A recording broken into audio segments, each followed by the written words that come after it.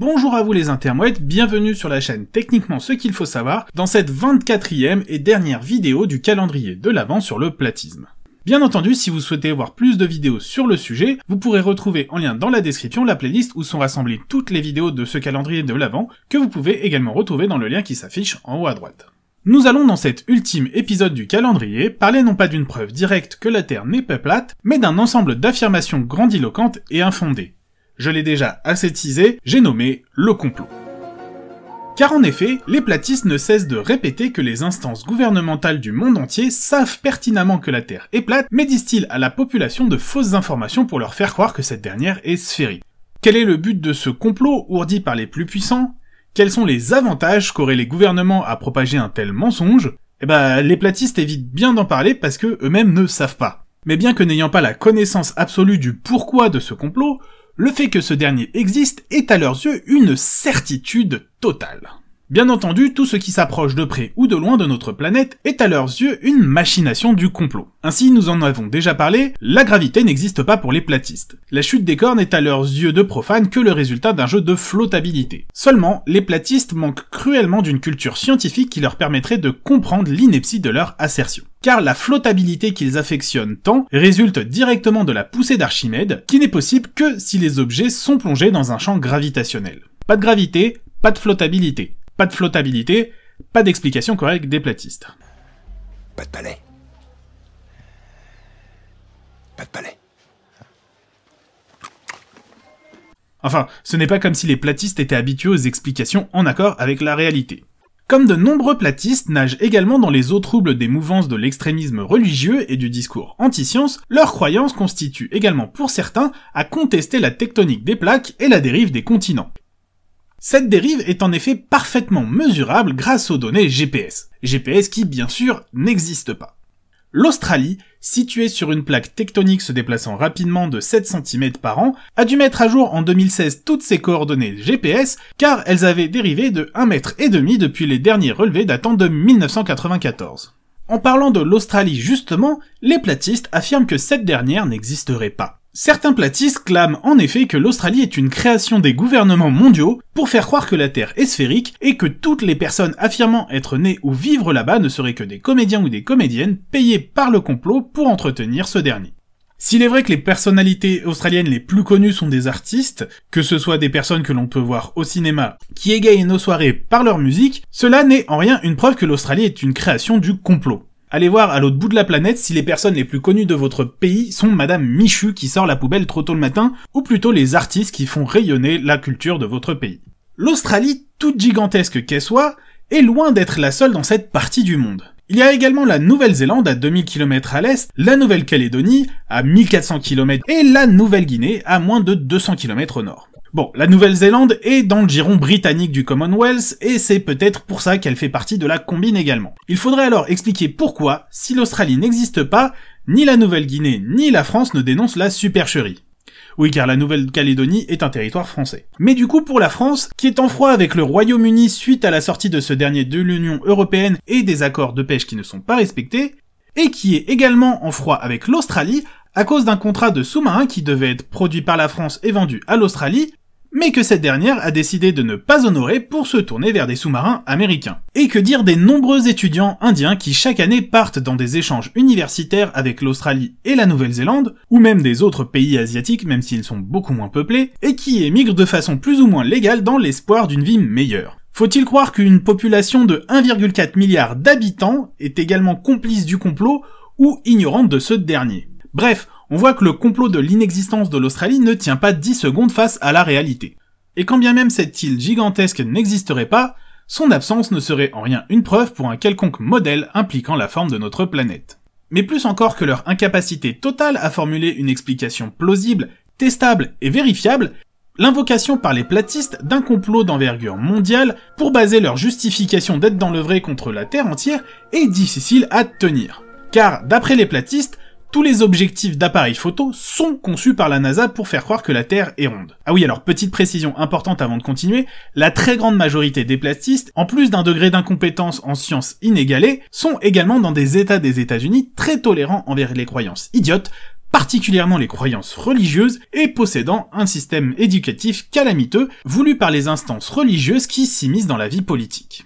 Pour prouver à quel point certains sont totalement embrigadés dans des croyances idiotes, regardez cette photo qui est facile à trouver. Alors on y lit que la Terre tourne autour du Soleil à 66 600 miles par heure, que la courbure de la Terre sur un carré de 1 mile de côté est de 0,666 pieds, que la Terre est inclinée de 66,6 degrés, tout ça pour montrer des 666 et que c'est un complot satanique. Alors déjà, on voit que c'est des Américains puisqu'on parle de miles par heure, mais aucune de ces valeurs ne correspond à ce qu'on peut trouver dans la réalité. Je vous affiche ces valeurs retransformées dans des unités du système métrique, et je vous mets en comparaison les valeurs réelles auxquelles on s'attend.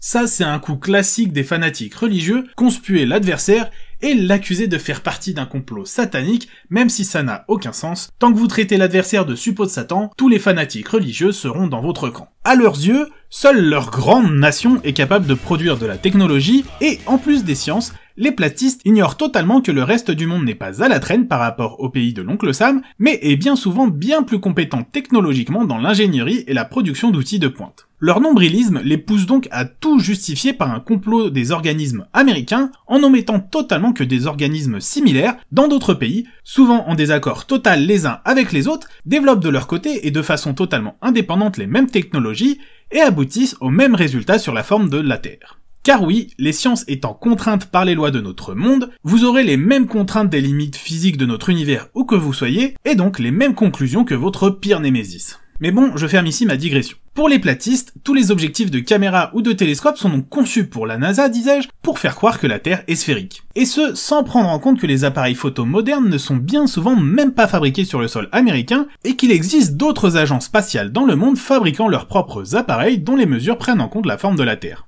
Nous pouvons également parler de la ridicule affirmation comme quoi l'Antarctique serait militairement gardée par toutes les armées du monde. Puisque les platistes acceptent que la circonférence de la Terre est de 40 000 km, même si le fait que ce soit une circonférence est à leurs yeux contestable puisqu'il s'agirait plus d'un diamètre du disque terrestre, cela signifie que les platistes croient qu'il faudrait protéger de toute intrusion 125 664 km de glace polaire. En considérant qu'il faut environ une centaine de militaires par kilomètre, pour être bien sûr que même en cas de météo extrême, il soit toujours possible de garder un contact radio entre deux personnes, cela implique que 12,5 millions de personnes sont au courant du complot à un instant T. Attention, c'est quand même un minimum grandement sous-évalué, car il ne faut pas oublier que les conditions météo extrêmes nécessitent de régulièrement relever les personnes en poste. Il faut aussi prendre en compte les personnes chargées de la logistique, d'amener les vivres, d'amener les soldats, les armes, d'organiser le balai des bateaux et des avions.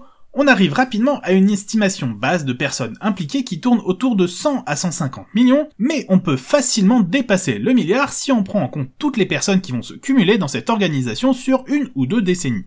Donc pour résumer, on a quand même entre 150 millions et 1 milliard de personnes dans le monde qui seraient parfaitement au courant de la présence militaire en Antarctique et n'auraient jamais rien dit à ce sujet. Sachant qu'avec la capacité actuelle de diffusion des réseaux sociaux, on a été en mesure de prouver la présence de l'armée russe en Crimée grâce aux soldats qui postaient des photos géolocalisées d'eux-mêmes, ou encore on pourrait citer les Américains qui utilisaient des applications de footing pour suivre leurs performances, qui, si l'on allait fouiller dans l'application, montraient étrangement des zones désertiques où des centaines de personnes allaient courir tous les jours en dessinant de magnifiques structures de bâtiments. Croire en une telle fantaisie est plus que risible. Mais il ne faut pas oublier l'espace. Actuellement, près de 500 personnes ont déjà été dans l'espace. Soit en orbite basse, soit sur la Lune, mais bon, ça d'après plusieurs complotistes qui ne sont même pas platistes, ça a été enregistré en studio par Stanley Kubrick. Cela représente quand même 40 nationalités différentes. Nous avons 72 agences gouvernementales et 31 sociétés privées qui travaillent sur ce qui est en orbite autour de notre planète.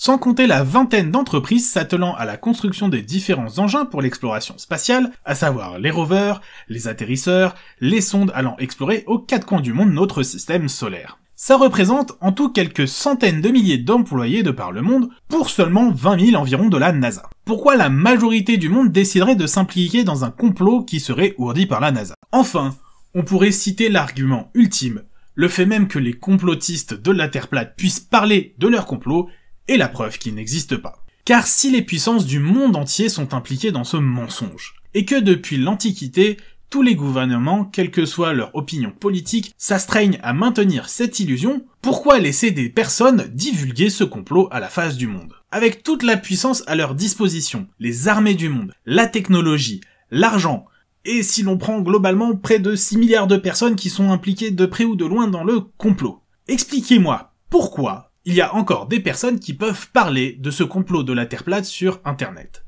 Pourquoi personne n'a jamais pris la peine d'envoyer un agent ou d'embaucher un tueur à gages pour dessouder des complotistes de la Terre plate pour ne pas les laisser révéler au monde entier le mensonge. Parce que quand même, quand on a 1 ou 2 milliards de personnes sous sa botte pour maintenir un complot et 4 à 5 milliards qui participent en plus, les 2 milliards qui restent, c'est plutôt facile de leur faire fermer leur gueule. Mais visiblement, pour les platistes, ça percute pas. Donc au final, qu'est-ce qu'on peut dire du complot de la Terre plate? Avec tous les domaines impliqués de façon ou d'une autre dans le complot de la Terre plate, on voit que le secret ne serait pas gardé très longtemps, puisque 6 milliards de personnes sur 8 qui sont plus ou moins impliquées dans le secret, c'est plus vraiment un secret. Du coup, c'est assez décevant. Ça veut dire que c'est pas les platistes qui révèlent un secret, mais c'est juste qu'on considère qu'ils sont pas assez de confiance pour leur faire part du secret. C'est un peu con, Ça veut dire que, en fait, on considère que c'est pas des personnes assez compétentes pour qu'on puisse leur confier un secret.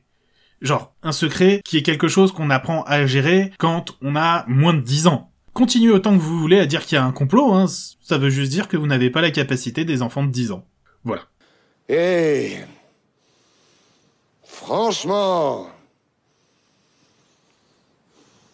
Voilà. Il a raison!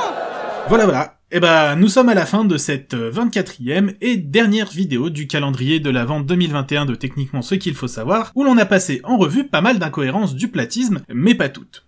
Alors j'en profite pour vous souhaiter un bon réveillon, un peu en avance, une bonne année, puisque je pense que je ne reposterai pas de vidéos jusque-là, et n'hésitez pas à liker, partager, commenter, vous abonner, cliquer sur la cloche pour être informé des nouvelles vidéos, et je vous dis à très très bientôt pour un nouvel épisode de Techniquement ce qu'il faut savoir, où on ne parlera pas de platisme, c'est promis.